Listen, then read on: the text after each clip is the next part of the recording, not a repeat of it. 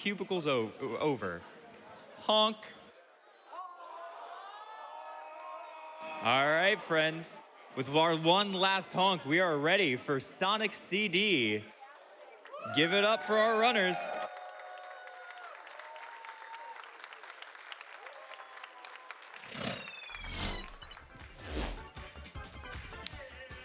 Hi, everyone. Hope you're ready for more Sonic Block. We have our Sonic CD Tails race here. We have our runners.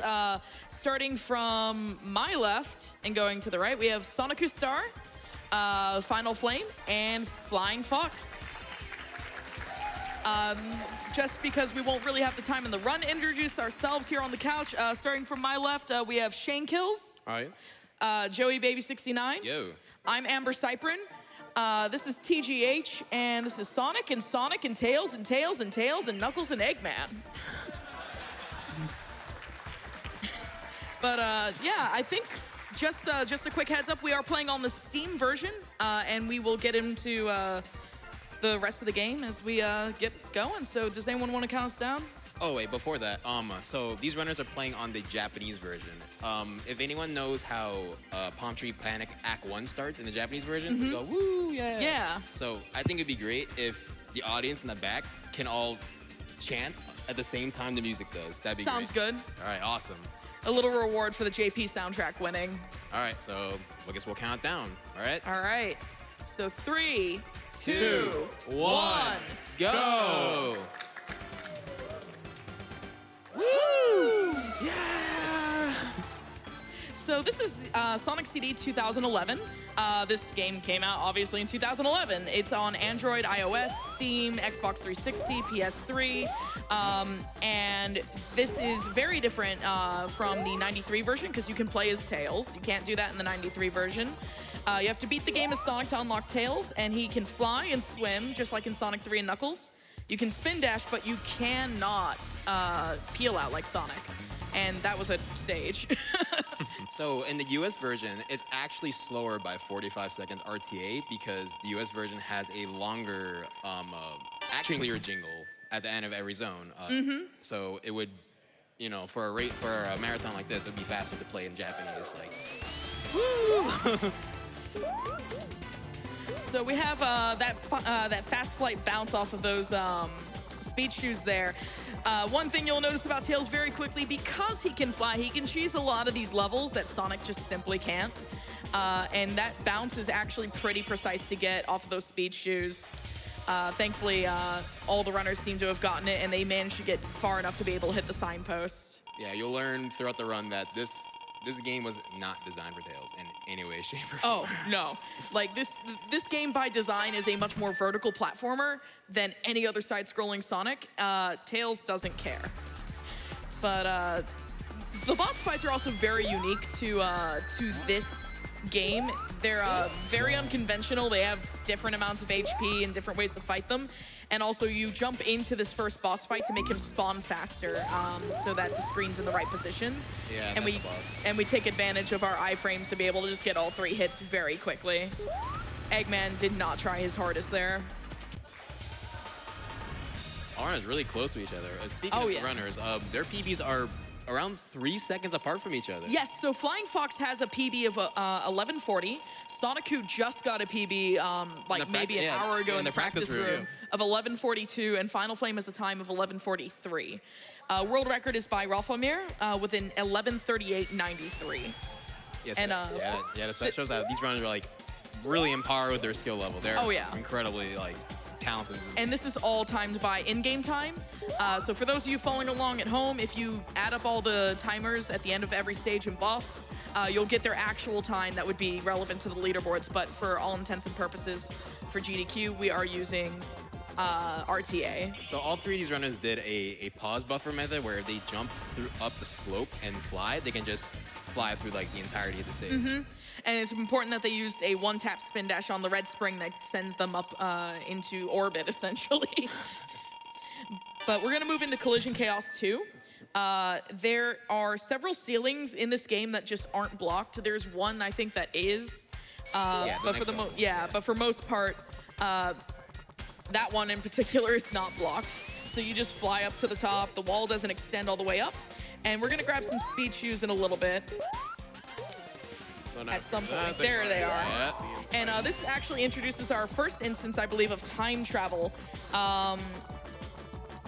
Actually, no, I'm like a stage ahead, aren't I? Yeah, Yeah. their first, well, Finalflame told me their first and only time travel they're planning to do is Entitled Tempest 2. Yep. Yeah. All right, next to each other, like not bad.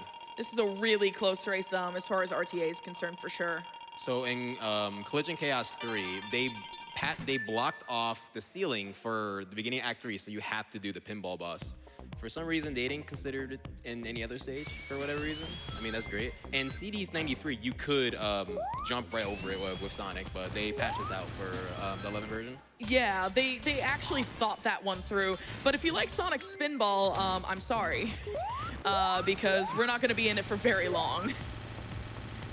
I believe the spike balls that Eggman shoots are completely random. So yeah, they can be thrown in any direction, and it can be pretty obnoxious. Thankfully, you know, they got through pretty okay. With Sonikku definitely having a really good time of a 1736 there. So coming to Title Tempest 1, so they're gonna do another jump towards the ceiling. It's very notorious because there is a chance they can get sub-pixeled. Actually, the nope slope, as we call it, is dead. Oh, yeah. So what Sonic usually does is he can do a super peel out, right? From the crumbling blocks over to the slope at the very beginning, and then you bounce off the enemy, get on the ceiling. With Tails doesn't have that peel out ability, so he used to have to spin dash, like they get onto solid ground and then spin dash back onto the slope, and that introduced what we called sub-pixels that can just cause Tails to fall straight down. Instead, we just spin dash from the crumbling blocks like Sonic peels out, and Fortunately, that got rid of it. Finalflame's flubbing it twice right now, but yeah, it's a really difficult jump. It's the old method used to be you know, spin dashing a certain spot and hoping you don't get There no we slope. go. Yeah, There we go. You would hit that crumbling flap. Yeah. And while it seems like going back to the menu is slower, it's even at times it's actually faster in RTA, but it's certainly faster in in-game time than trying to do the level normally or just restarting. So definitely no harm, no foul going into that menu there, and it's entirely valid for the run. Dude, having our first time travel right so, there. So the two big differences, the two things important for time traveling, depending if you're in the past or the future to present, the level layout actually changes. And depending on where you are, it's actually beneficial to change the level layout. And for Title Tempest 2, you would be blocked off if you, at the beginning here, where we're gonna see Sonikkustar going back to the present because there is a crusher right there. Yeah, oh God. There's a chance if you just try to wing it, you could get crushed, but on the present, it's gone. Yep, and you also end up on the other side anyways, most of the time.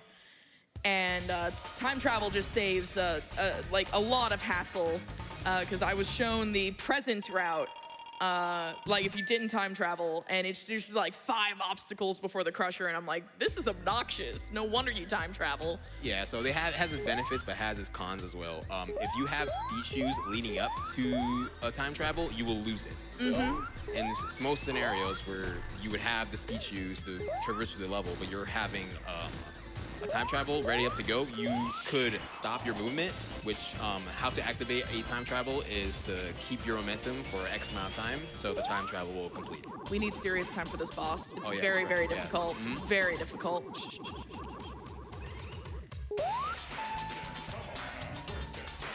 All right, cool. We got through. No you. problem.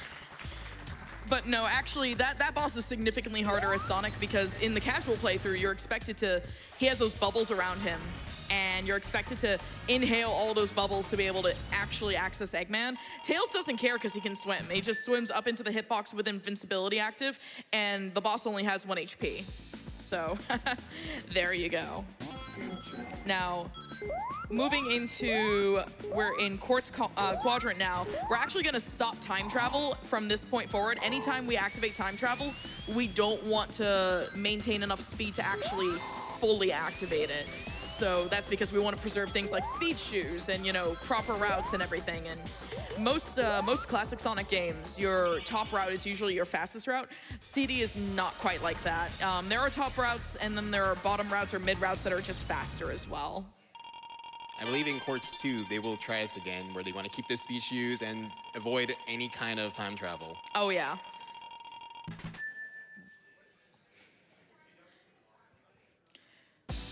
So here in Quartz Quadrant 2, there's going to be a, this is a case where we want to actually get up to the top of the stage. Because, like I said, the top path is very often the fastest, but not always. And there's speed shoes there. I believe the runners have, I think Sonikkustar does a top route. I believe they have... Yeah, I believe Flying Fox and Finalflame have a bottom route strat for this. But more or less the same. Don't get hit, keep that speed, avoid time travel. Oh, absolutely. We're gonna move into Quartz Quadrant 3. This is where Tails becomes your fitness teacher. And you'll understand, I want everyone at home to like get up and just get ready to jog in place for a little while we set up this boss.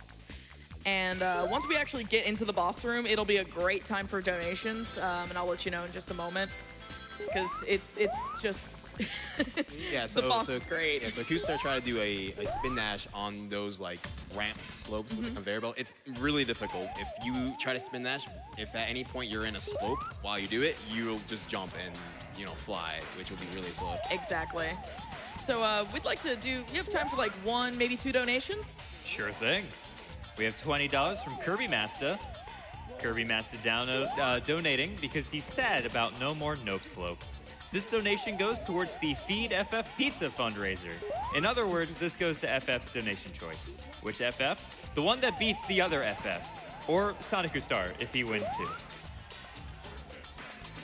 So we've got Eggman doing the hot foot dance because, you know, Tails, I don't understand how Tails is able to stay on the treadmill when he's moving with his tails propelling him.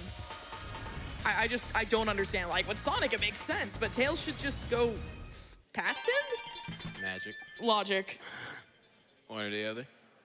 So, a lot of people don't really like Wacky Workbench, whether it's casually or speedrunning, and Wacky Workbench 1 is... It's a thing. You have a couple gimmicks throughout the stage based on different timers. The gimmick with the bouncing around and some of the platforms are based off of when you enter the level. They'll launch you up to the top of the stage, and they want to avoid hitting that ground as much as possible. They'll fly through the area trying to avoid it, and trying to even abuse it to get through the stage as quickly as possible. Yeah, you can already see on Sonikkustar's screen that the stage has a lot of, it's very claustrophobic, it's very vertical, and it's the antithesis to all things fast. If anyone has been noticing, the level layout, the level design and where things are placed is very hodgepodge. Everything is just everywhere. I've always thought that the way Sonic CD stages were designed was that one of the developers gave their kid, their child, the debug mode of Sonic 1 and 2, gave them all the objects and said, hey, you're making the next mainline Sonic game, have at it. That's how it feels to me. But Wacky 2, more of the same, but not as chaotic because you don't have much, there's not much modes where you're having to deal with the floor, which is the main problem with Wacky 1 in general. Yeah, that floor that launches you upwards, because that can completely throw off what you're doing, but in that case, it's helpful because it gets Tails to the end of the stage there. Sure. And then here in Wacky Workbench 3, as we get ready to go into it, it's a boss fight that actually really shows what Fast Flight is. And what Fast Flight is, if you jump and you time the start of your flight at a certain point, you actually get significantly more height and more speed vertically to be able to reach higher distances than you would just mashing jump and flight immediately off the ground. And both 2 out of 3 of these runners have a visual cue for where they want to get for these rock cycles, because otherwise you have to wait for the rocks to fall, you land, you jump on it, and then the floor propels you upwards. But we're hoping we can get all 3 of these. We got 2 out of 3 on Sonikkustar, and He's killing it. he's killing it. There we go. He's got 3. There we go. Nice. That saves 20 seconds in the run. This is usually like Wacky in general, this is where runs go to die. It's an Oh, incredibly... Finalflame just went a little too high there. Not bad, though. There goes FF. Here comes FF going for it. All right, we got 1 out of 2. She's got 2. There you go. Oh, that was 2, actually. Okay, I can't count. That's FF got 3. Act 3, Nice. and FF defeated the Very boss. nice. All right, so start of Speedway 1. This is a stage that, while fine in CD, is much better in Mania. But we do want to stop time travel at some point in this stage just to be able to avoid going to the future or the past. But ultimately, it is just a very straightforward, stay on the top route, avoid the shenanigans from the bottom, and like just get to the end. It's definitely a nice refresher after Wacky Workbench. SS2 is a little bit different. You're gonna actually be going somewhere in the middle, get down to the bottom path, and stay there, and try to avoid the first set of tubes. Gonna get in the second set of tubes and get to the end. Yeah, it sounds like start of Speedway. We actually have time for one quick donation. Sure thing. We have $250 from Rathomir. Best of luck to all the Sonic CD Yo. runners. Thank you so much. That's super generous. I hope you're doing well. May Tails Flight be high, and may Wacky Boop Workbench work in your favor, especially Wacky Workbench 3. Shoutouts to the Sonic Speedrun community. So as we move into Stardust Speedway 3, this is the iconic stage of the game where you race Metal Sonic. The whole reason we're here, because he kidnapped Amy. But in, like, the whole point of this is that Metal Sonic's race is kind of a diversion for Eggman being at the very back end of the stage with a giant death laser. And thankfully, in this version, he does not rubber band quite like he does in 93. But meanwhile, like, you actually have a very relaxed race with Metal Sonic. It looks like at any point they may end up, like, if Metal Sonic gets ahead of them, looks like he might suddenly rush to the end and you've lost. No. As long as you actually manage to just get past him at the very end, he rubber bands in favor of the player, while in 93, Robotnik or Eggman rubber bands against the player. Yeah, but what you need to know is don't look at it as you're racing Metal, look at it as you're racing Eggman. Because it doesn't matter where Metal is for the most part, as long as you just keep your speed. He can be a mile away, but as long as you just keep holding right, avoid getting bonked by any spikes, you'll be fine. Yep, right there. Very nice race there. And we just kind of like have a victory lap in the little space allotted to us while we wait for Eggman. Catch up. Eggman, it's a speed run, come on.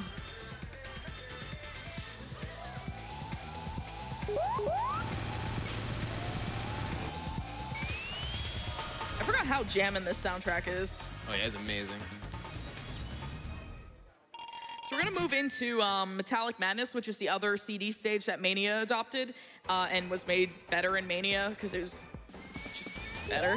Less vertical and less shenanigans, but we have 2 instances of time travel we have to stop because we want to stay in the present. This is so that the pass layout doesn't block a shortcut to the signpost.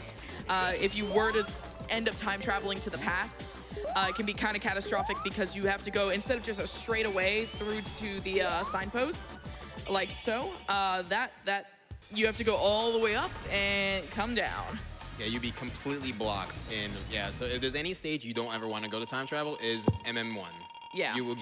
I believe Finalflame told me it's a 10-second time loss, so it's pretty. It's something like that. It's significant enough to, like, if you're at a high level like these runners are, to want to reset that run. So there's a couple of large skips that Tails can do in Metallic Madness 2.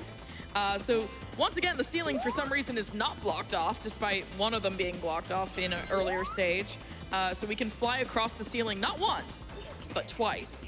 And that actually allows us to hit the signpost. In the 93 version, you can't do that. The game soft locks.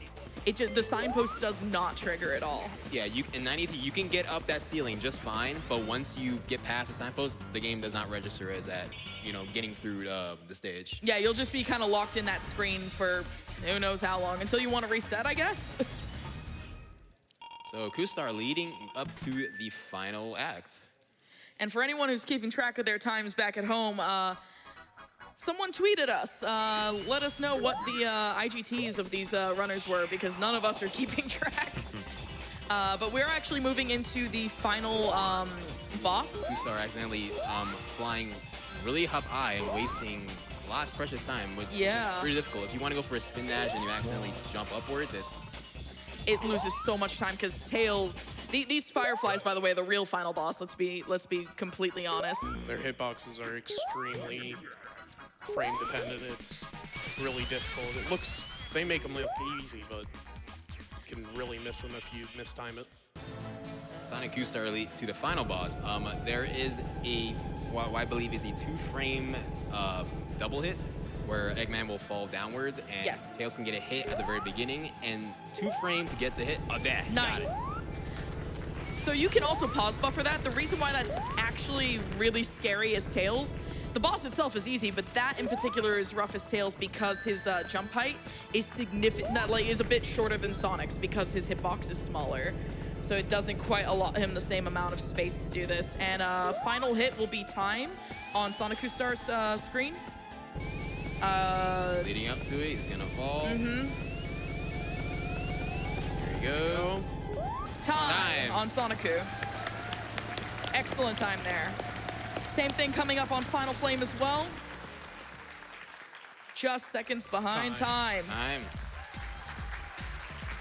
Excellent run there.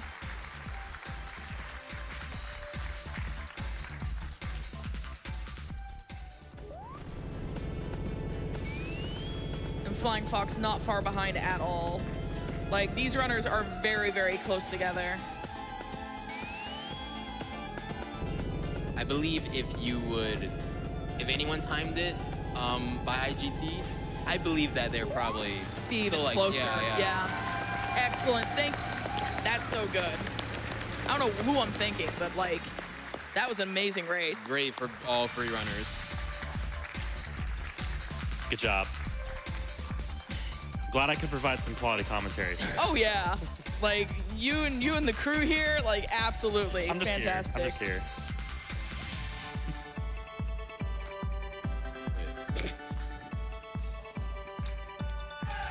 There, is that? There you go.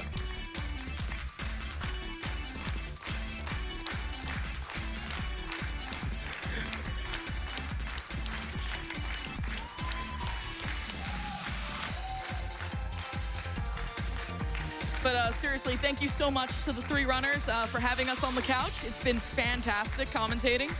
And thank you, TGH, for being the plushie shelf for the couch. Lots of moral support there. Actually, you guys did a really good job too. Yeah, seriously, we couldn't have done this like without like Joey and Shane as well. Like, big props to like the runners. Thank you, GDQ, for having us as well. And yeah, any shout outs, guys? All right, well, stay tuned for the rest of the Sonic block. Joey's going to be up racing Zaxxon in Sonic 3 and Knuckles. Yeah, I gotta go. And yeah, just stay tuned and stick around for Sonic 06 as well. Thank you for meeting that incentive. Wait. Kustar has a shout out. Kustar has a shout out. Hold on.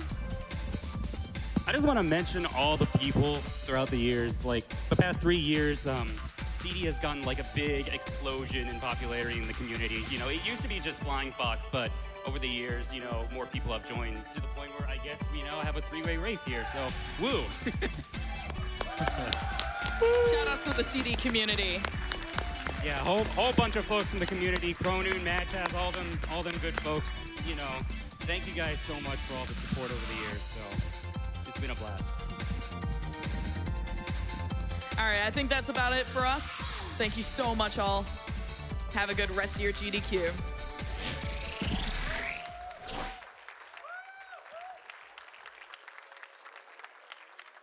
Absolutely wonderful race. Great job, everyone. I have a few messages here for our runners. We have $10 from CMM1215. Hey, Sonikku, this one's for you. We're all cheering for you in the audience, and I'm excited you're getting to show your stuff at GDQ. Much luck and love, Yosh. And a $50 donation from BS Wolf. Hey Finalflame, your old friend Ben here. Just wanted to advise you while you play Sonic CD to avoid getting into a tails spin. I liked it. But I also live in a trash can, so my, I don't have very high standards. Anyway, we're gonna go ahead and move to a Twitch ad. We'll be right back.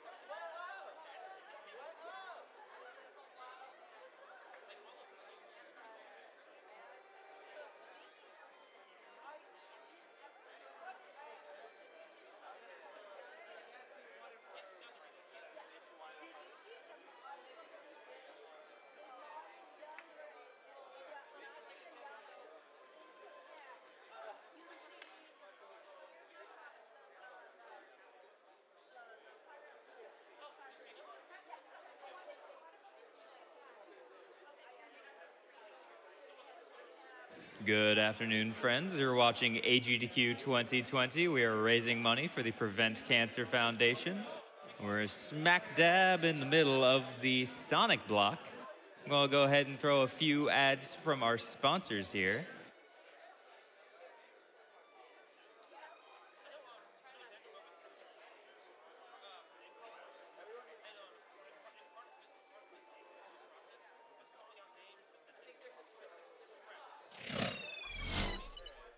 How many years have I waited for the one they called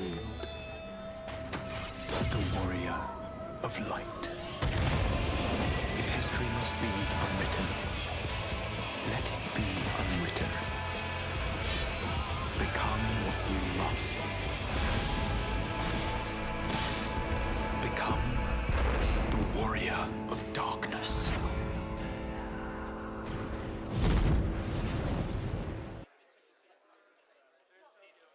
AGDQ is also sponsored by Tokyo Attack. Tokyo Attack. They're America's largest provider of Japanese arcade games for events. They host over 36 events annually, and they're community run and driven. And you can find out all this and more at tokyoattack.net.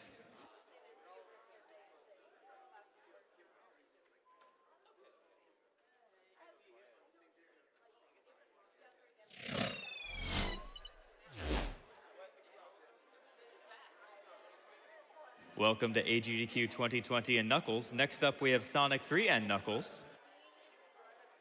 Don't go anywhere.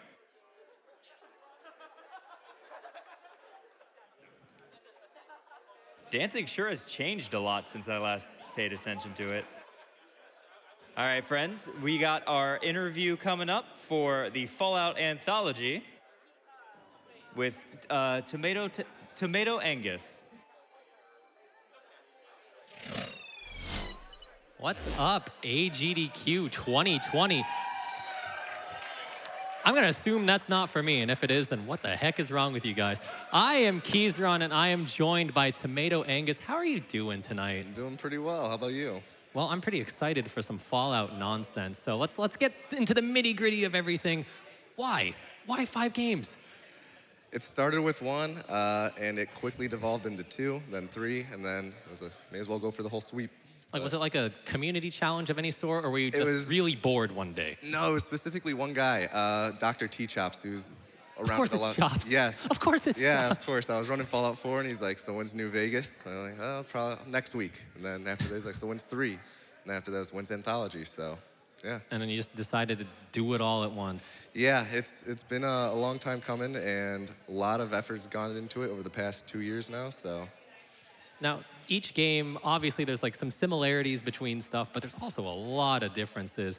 So let's just kind of get into that a little bit. Like, what makes each game difficult and what makes it enjoyable? Yeah, so Fallout 1 is really short, really compact. It's it's from top down. I'm completely blanking on the word, but it's really RNG heavy, but it's really short. So worst case scenario will be like a 6-minute, 30-second run. So, and then Fallout 2 is really RNG heavy and really similar to Fallout 1, but despite all the RNG, there's a lot of different routes you can go to it. But Fallout 1 and 2 are definitely the two that are most similar.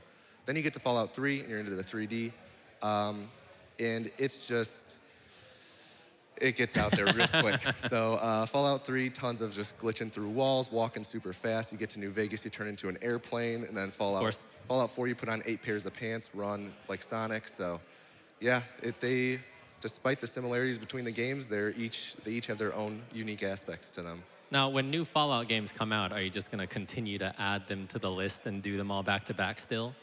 So I want to say yeah. I was planning on doing that with 76 though, and so far we haven't found a good way to speedrun that. So. Oh, plus it's 76. Yeah. To each their own. To each their own. Now, obviously, it's a really, really, really glitchy game.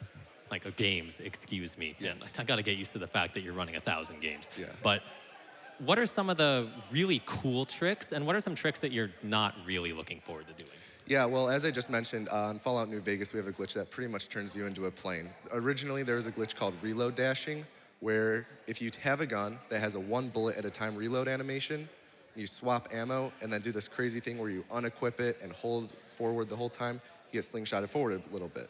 But it was found out accidentally that if you break your legs at the same time, you can fly like a plane. So that's a really fun glitch to do.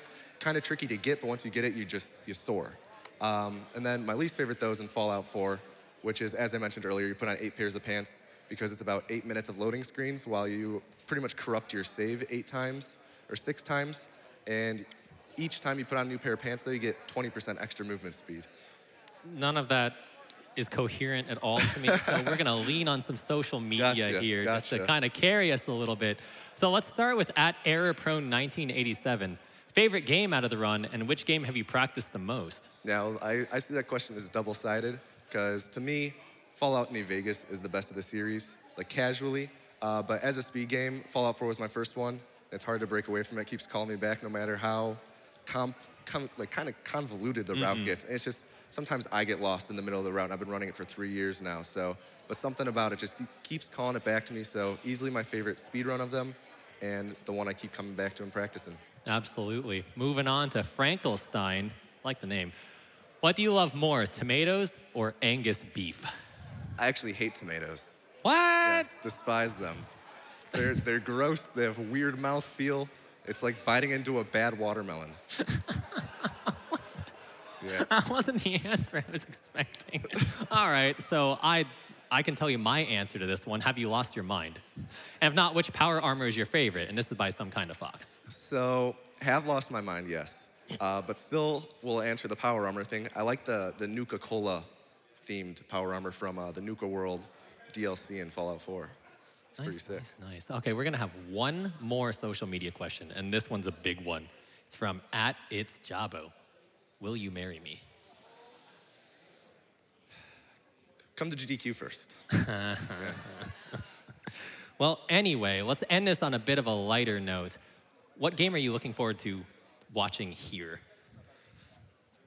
That's a good question. Probably Outer Worlds right after. That's not Animorphs. All right, this interview's done. Like, he didn't say Animorphs, so I really don't care anymore. So I've been Keizaron, and I don't care who he is. Thanks for watching.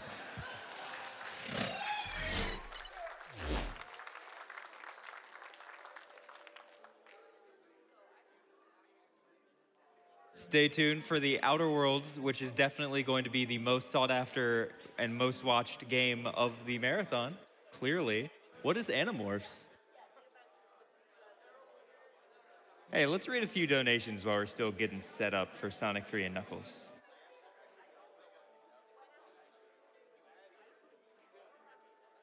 We have $20 from Melancholy Matoy.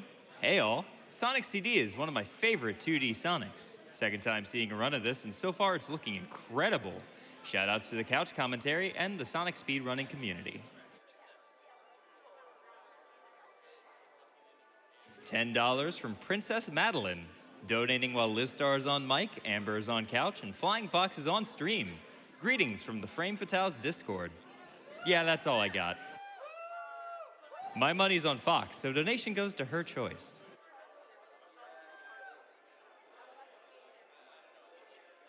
We have $100 from Fluffy Squirrel.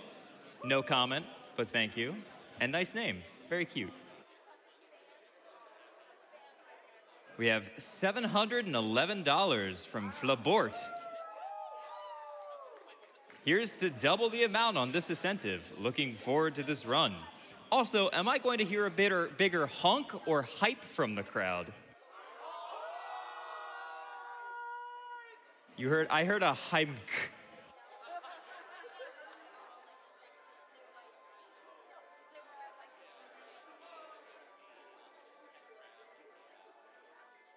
$250 from Crow Barmo. Big thanks to everyone who helps put on such an awesome event for a good cause. Good luck to all the runners.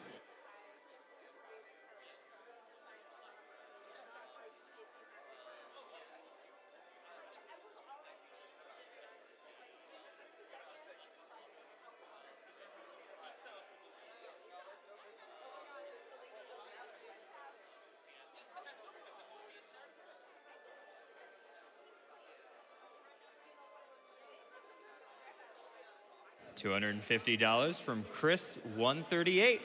To everyone who runs a game at GDQ, you're amazing, and thank you for all your hard work. To all the wonderful people that make GDQ possible, you're miracle workers and are also amazing. Love and peace! I know that reference.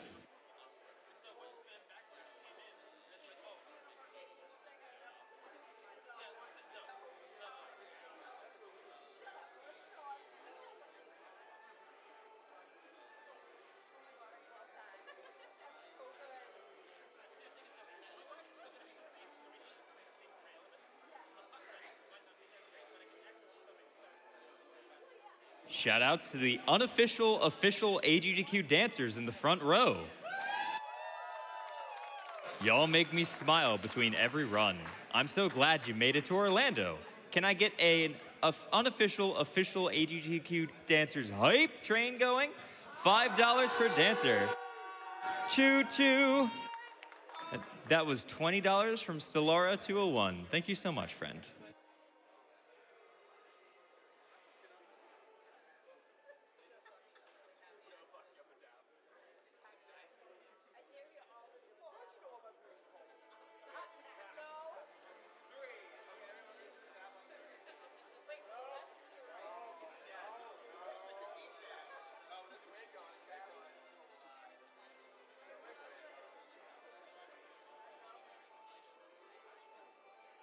We have $500 from Anonymous. No message, but thank you so much for your donation, friend.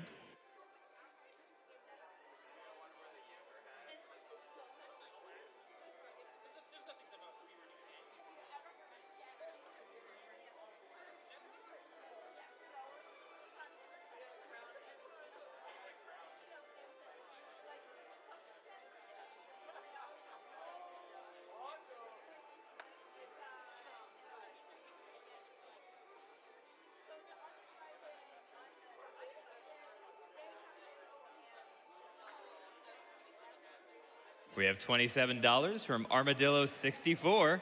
Loving the Sonic block. Remember, you gotta go fast, move quickly, make haste, accelerate at high velocity, generously progress at an appropriate speed relative to the situation, and run.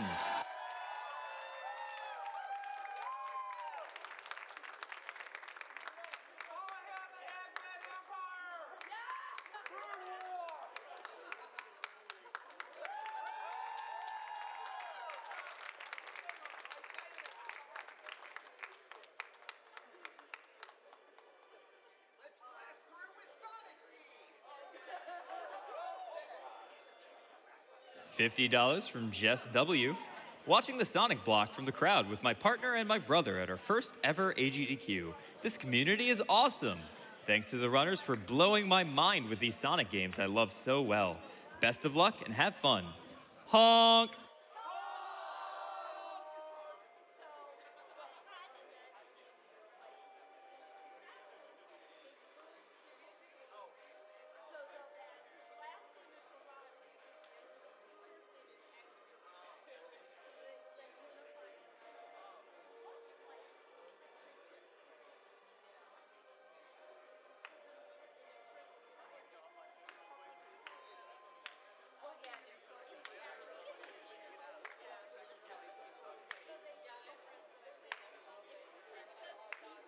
$50 from Hazel-Eyed Faye. Greetings, GDQ, and happy 10th anniversary. Shout outs to all my Realms LARP buddies who may be watching. Let's all donate what we can this week and eradicate cancer as we go fast, fast, fast. Oh, and honk!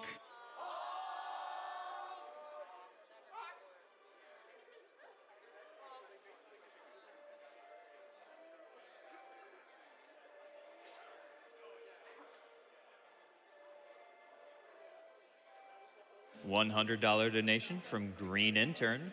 My own mother is a cancer survivor, and my mother-in-law is currently suffering from the disease herself. Thank you so much to the runners, organizers, and Prevent Cancer Foundation for making this event happen. It's always a highlight of my year, and it means a lot to have the community come together for a great cause.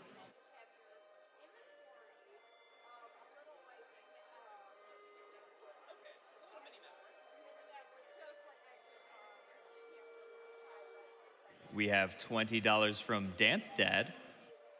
Greetings, esteemed guests. I'm enjoying the Sonic block a lot and look forward to seeing Sonic 06. Since Eggman is going to be defeated a lot, let him decide where this money goes. Keep on grooving, all.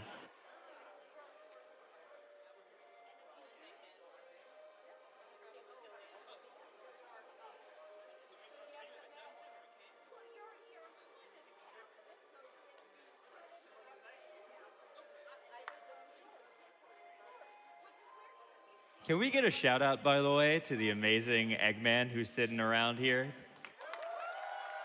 He's amazing, and he's such a good sport. I mean, how fair is it? Not only is he getting his butt kicked, but it's also by someone who can zip through walls.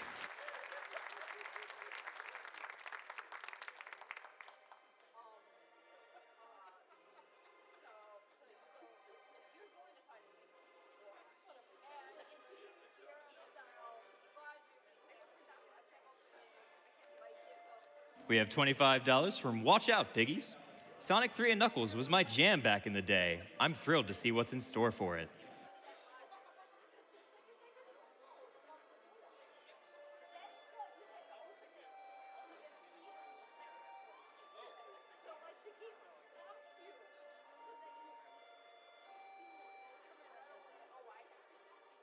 DD9K donates $10, adding $10 to the Dancers Hype Train.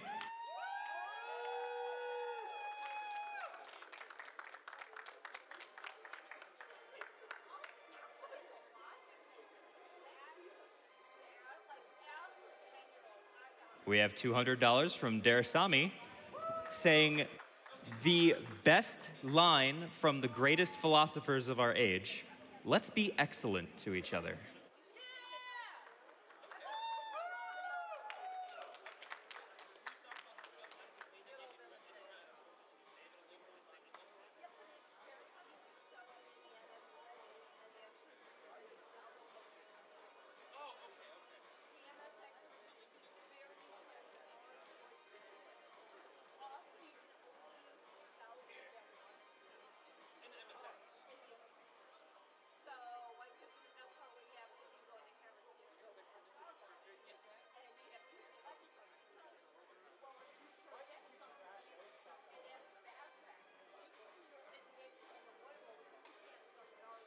$25 from Echo025.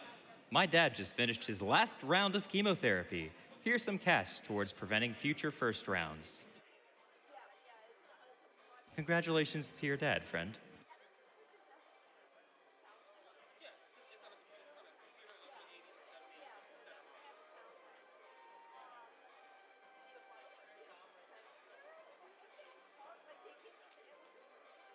We have $100 from Million Sandwiches 79.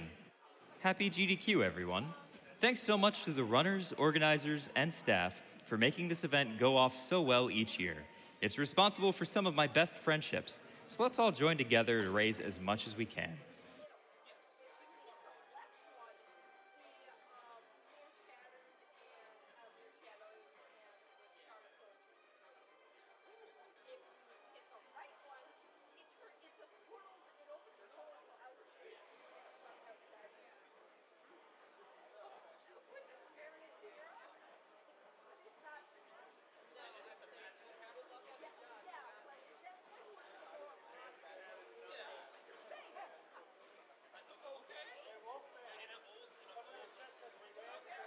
We have $100 from Chain RXN.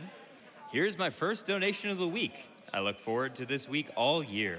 Thank you very much to all the organizers and runners. You folks are awesome.